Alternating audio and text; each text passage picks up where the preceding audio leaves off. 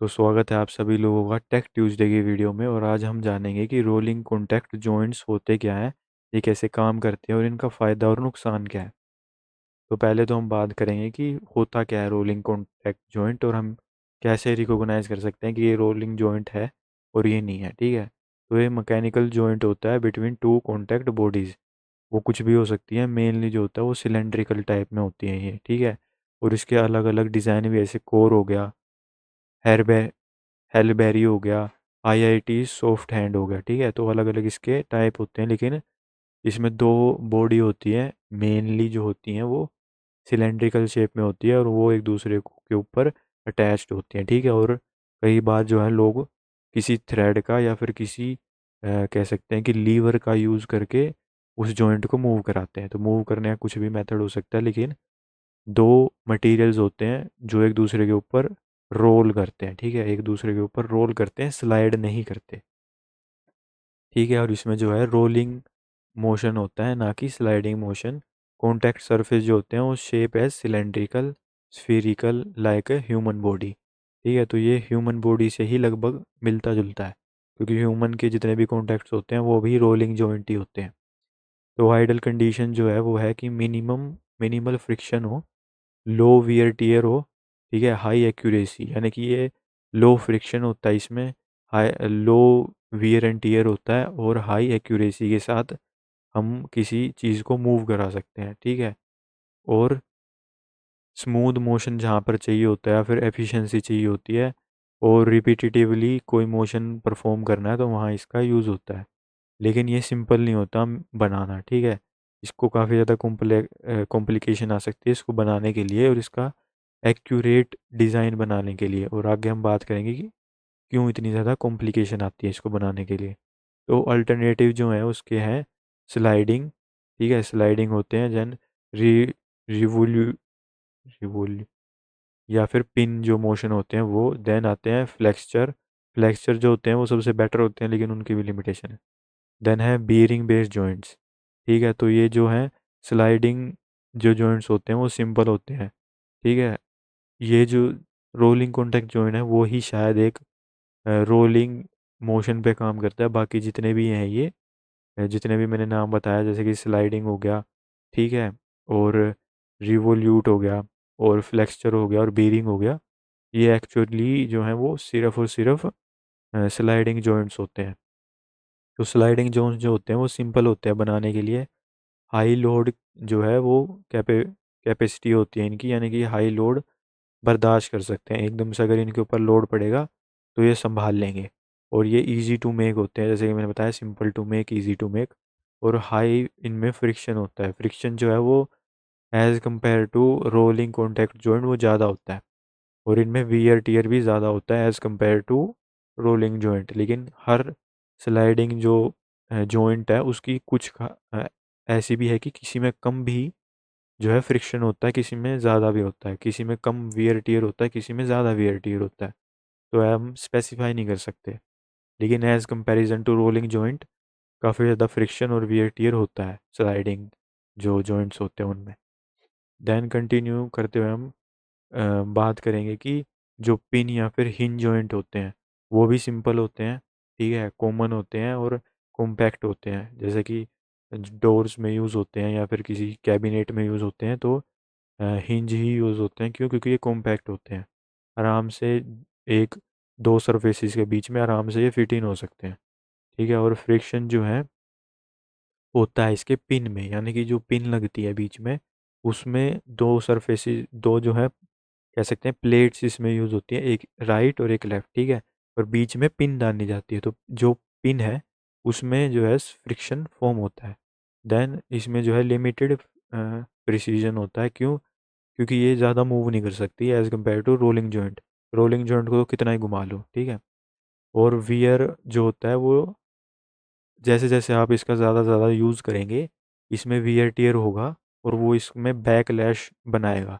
Backlash मैं बताता हूँ क्या होता है, कि एक तरीके से जब हम किसी हिंज को यूज़ करते हैं और बहुत टाइम तक यूज़ करते हैं, तो कुछ टाइम बाद वो टाइट हो जाता है। ठीक है, बहुत ज़्यादा टाइट होता है, और जब हम उसको खोलते हैं ना, तो वो एकदम से झटका मारता है, तो उस झटके को कहते हैं बैकलैश। ठीक है, तो ये कुछ टाइम के बाद वियर टियर होने की वजह से बैकलैश कर सकता है। देन होता है फिक्सचर जॉइंट, ये सबसे ज़्यादा एफिशिएंट होता है, ठीक है। और इलास्टिक, इसका यूज, ये बेसिकली इलास्टिक ही होता है, ठीक है। कोई भी इलास्टिक चीज़ होगी उसको ही दो सरफेसेस के बीच में लगा दिया जाएगा, जैसे कि मैंने इमेज भी बनाई हुई है। दो सरफेसेस हैं, एक ऊपर एक नीचे, और बीच में जो है एक फिक्सचर डाल दिया गया है। तो जो फिक्सचर होता है उसमें ज़ीरो फ्रिक्शन होता है, ज़ीरो बैकलैश होता है, लेकिन और ये एक्सट्रीम प्रिसीजन भी देता है, यानी कि जितना चाहे उतना जॉइंट को घुमा ले, कोई दिक्कत नहीं। लेकिन इसकी जो है लिमिटेड मोशन होता है, ठीक है। रेंज जो है इसकी मोशन की काफ़ी ज़्यादा कम होती है। देन ये जो इसमें सैंड, जो स्ट्रेस होता है वो एक ही जगह कॉन्सेंट्रेशन हो सकता है। हालांकि ये डिपेंड करता है मटेरियल कौन सा यूज़ कर रहे हैं। तो कभी कभी होता है कि अगर लो एंड का मटेरियल यूज़ किया तो एक ही जगह जो है स्ट्रेस पड़ने लगता है। आप किसी कह सकते हैं कि प्लास्टिक की चीज़ को लेना और प्लास्टिक की चीज़ को कभी मोड़ के देखना, तो वो एक ही जगह जो है वो स्ट्रेस पड़ता है और वो टूट जाती है। हालांकि वो काफ़ी ज़्यादा फ्लेक्सिबल होता है प्लास्टिक, लेकिन एक पॉइंट के बाद वो स्ट्रेस की वजह से टूट जाता है।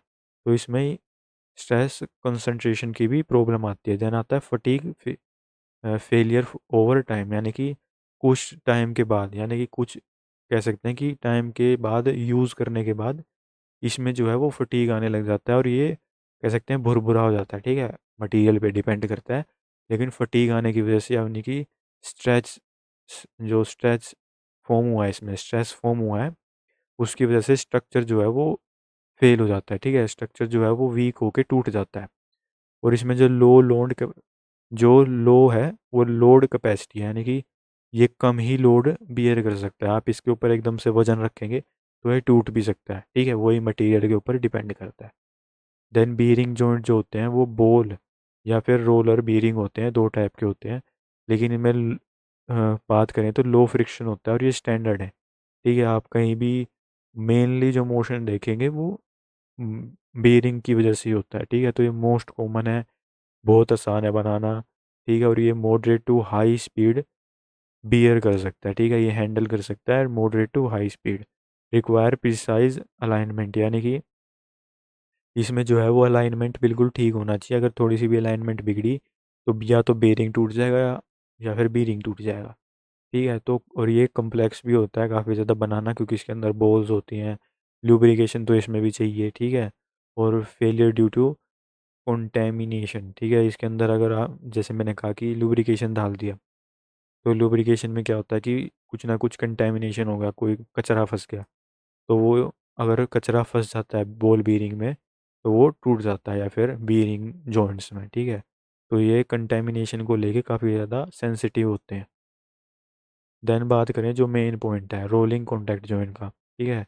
ये जो है वो सुपीरियर एफिशिएंसी प्रोवाइड करते हैं, साथ में इनका लाइफ स्पैन भी जो है वो काफ़ी ज़्यादा लॉन्गर होता है एज़ कम्पेरिजन तो जितने भी हमने बात की जॉइंट्स के बारे में, ठीक है। और इसमें लो फ्रिक्शन होता है, हाई एफिशिएंसी होती है, और ये जो है लेसर एनर्जी को लॉस करते हैं, यानी कि काफ़ी अच्छी तरीके से एनर्जी को, कह सकते हैं कि अगर कोई मोटर वगैरह लगाइए तो मोशन आराम से परफॉर्म कर सकता है।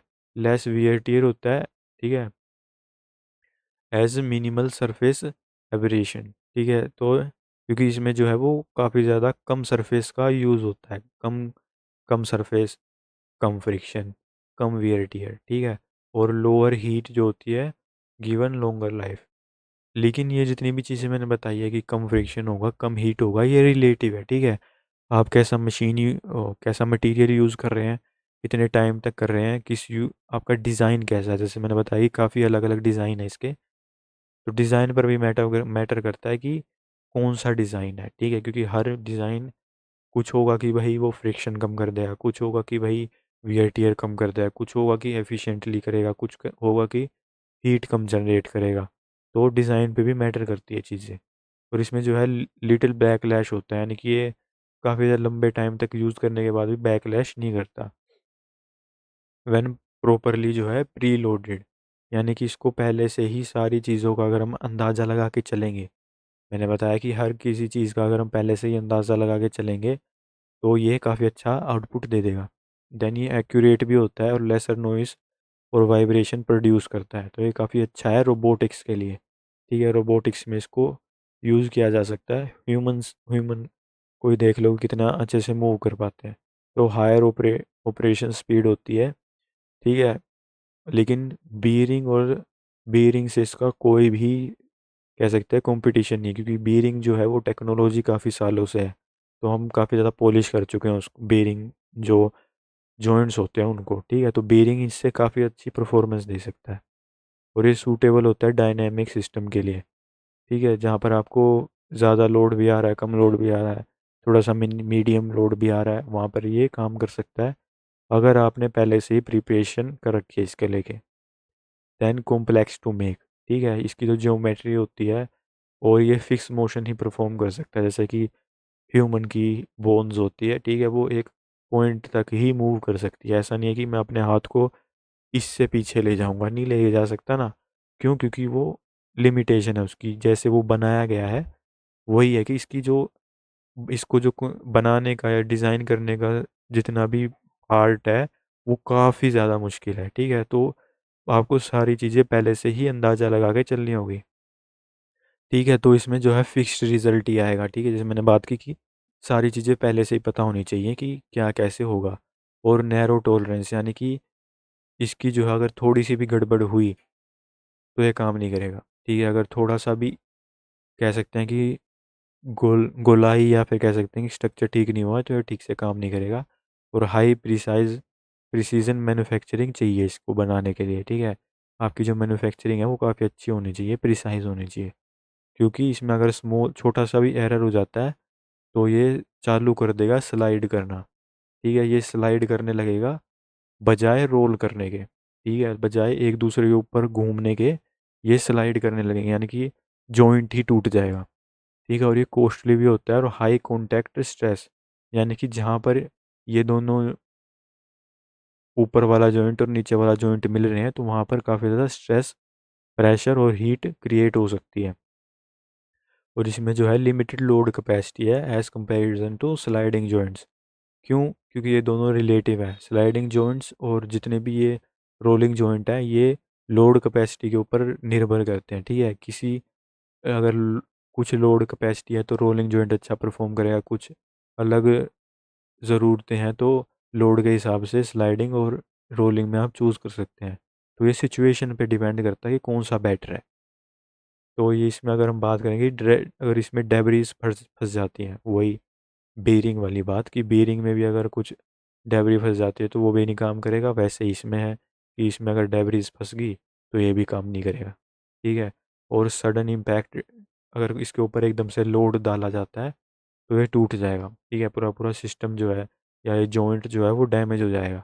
तो हाई सेंसिटिव देन स्लाइडिंग, तो ये जो स्लाइडिंग जॉइंट्स होते हैं उनके कंपैरिजन में ज़्यादा कह सकते हैं कि सेंसिटिव होता है। क्यों? क्योंकि कुछ भी कांटेक्ट नहीं है इसका, ठीक है। अगर आप दो सिलेंडर लेते हैं और उन दोनों को एक दूसरे के ऊपर रगड़ते हैं तो उनका एक्चुअल में कोई कांटेक्ट नहीं है। तो ये हाई सेंसिटिव होता है स्लाइडिंग को लेकर। तो अगर आपको वीडियो अच्छी लगी हो, कुछ इन्फॉर्मेटिव लगी हो, तो like share and subscribe my channel.